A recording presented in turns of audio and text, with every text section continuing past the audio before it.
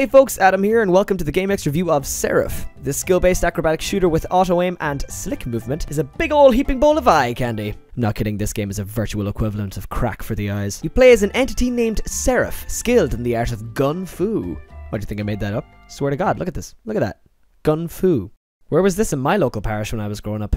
We just had lame-ass taekwondo or something. Nah, man, throw me that SMG and teach me how to kamehameha some bullies. Though Seraph is who you play as and control, you find out that she is using a vessel named Talia, who gave her body to Seraph for reasons you find out as you progress through the game. You start off on the ground floor of an underwater prison type situation which was created to house the entity that is Seraph, and you rise in floors as you complete each mission. Now, very briefly just gonna mention the story of this game because there is an underlying plot at the start and end of each level. So you're a big deal. This guy's a big deal like you, who's conveniently named Guide. And this is a woman who wants Seraph to give back Talia for, again, unclear reasons at first. Through Guide, you discover that apparently Seraph helped summon a bunch of demons to help her escape. However, Seraph ain't having none of that shit and fights her way to the surface to continue doing his work. It's well written and isn't voice acted, which actually keeps a good pace for the game, as you're reading at your own speed and not feeling bad for skipping voiceover. But f that, let's take it back to the Gun Fu Panda, please. The controls are simple but take skill and time to master. Run, jump, double jump fire, switch weapons, miracles, and blink. Blink acts as a dodge and can also be aimed in any direction you like via the move stick. Miracles are spells you can perform with no cost of anything, just a minor cooldown. Take all these simple enough controls and put it into a side-scrolling, monster-chucking, auto-aiming extravaganza, and you've got yourself a game. Let's take this step by step, starting with movement. The map layout changes with each level, which all affects how and where you have to go, so getting used to movement is important. Also keeping in mind, as you progress, demons are coming for that booty, so sudden course adjustments are necessary. You can scale up walls, take no fall damage, and activate miracles, all the while shooting your various guns of shapes and sizes. Miracles. Miracles are essentially spells Seraph can use that help you deal with sticky situations. Moves like Orb, which fires a directed returning projectile, dealing the hurts on the way out and back,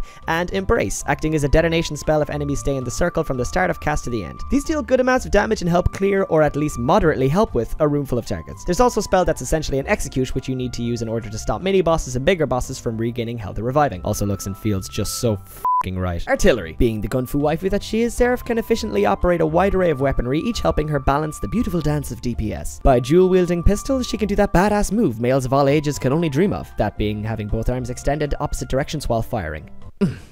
That is satisfying. With SMGs and other two-handed guns, you deal significantly more damage but lose the ability to juggle consistent output by hitting two targets at once and looking cool. But hey, who cares about that when you can kill shit faster, right? The level design itself stays fresh. Fortunately, like most protagonists nowadays, you have a GPS implanted in your brain that directs you to fights you need to do in order to complete the level. However, if you'd like to go off the beaten track, there are rooms that if you unlock and get there in time, you're rewarded by new checkpoints, experience, and materials. Speaking of which, materials and leveling. Yes, there is a leveling system where once you do just that, after gaining enough XP through killing Damians, opening chests, and just general scattered shards, you can learn new passive effects or increase the potency of existing ones. You can also obtain materials in-game through defeating mini-bosses and opening boxes that you can use to create new spells, weapons, and other cool stuff, as well as gain and improve more passive effects that are specific to certain things. Guns, of course, defense, and holy, which is your spells. With all this action and timing, you might think, is it hard? Well, as you play, you'll notice this thing in the bottom left. As you progress, depending on how well or poor you're doing, your difficulty level changes, meaning more enemies and tougher ones too, keeping the game fresh. Also, a super punishing yet interesting mechanic is that when you die, you lose a portion of your maximum health. You can only die 3 times before you have practically no health and have to restart the whole level if you die once more. So the name of the game is like a controlled chaos. Boss fights. Oh,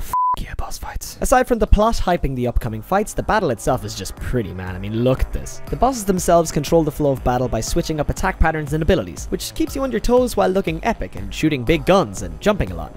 Shit looks cool, man. Am I overselling this game or is it actually worth it? The game is early access at the moment, but honestly it feels great. My footage can't even do it justice, it's just not showing how smooth the game actually plays. But obviously you've got to enjoy the simplicity behind it if you're going to try and have fun with it. If you've come from games where you have to aim as you go and major boss fights are more frequent, then Seraph might rub off on you oddly. But she can rub off on me any day of the week. The difficulty can swing hugely, by the way, and not in the easier direction either, as the game wants to reward harder work done. There's several options for it, including Twitch mode, which means that viewers on twitch.tv can watch you and through voting can affect how hard it is and what comes up in the next level of play. Is it worth it? Again, just one easily entertained guy's opinion, but yes. The game is on sale at the moment during the Steam Summer Sale for exactly $9.74, down from $15. But even at $15, if you're looking for a gun fun thrill ride that's easy to control but rewards more the more you practice and push it, then this game is for you. If you're looking for another side-scroller with a far more competitive edge and something different, then I'd recommend an old classic, Speedrunners. A game that's literally based around being fast-paced, you race several other players online or in the room next to you. If Mario kart was on steroids, doing speed, and took the karts out of the equation entirely, you'd have this game. I've seen some intense races with this game, and that have put the players and the viewers on the edge of their seats. So if it's calling to you, you can get it now on Steam sale for under €4, down from 15. Oh, with that, thanks so much for watching this review, folks. If you'd like to see more reviews from the GameX crew, you can click this box right here, and it'll take you to more of our videos. Also, don't forget to check out our website, gamex.io, due right around the corner, which uses your previous gaming history to find and recommend the next game for you that you might enjoy most. Love, love, love, love, love, love, love, love, love, love, love, love, love, love, love.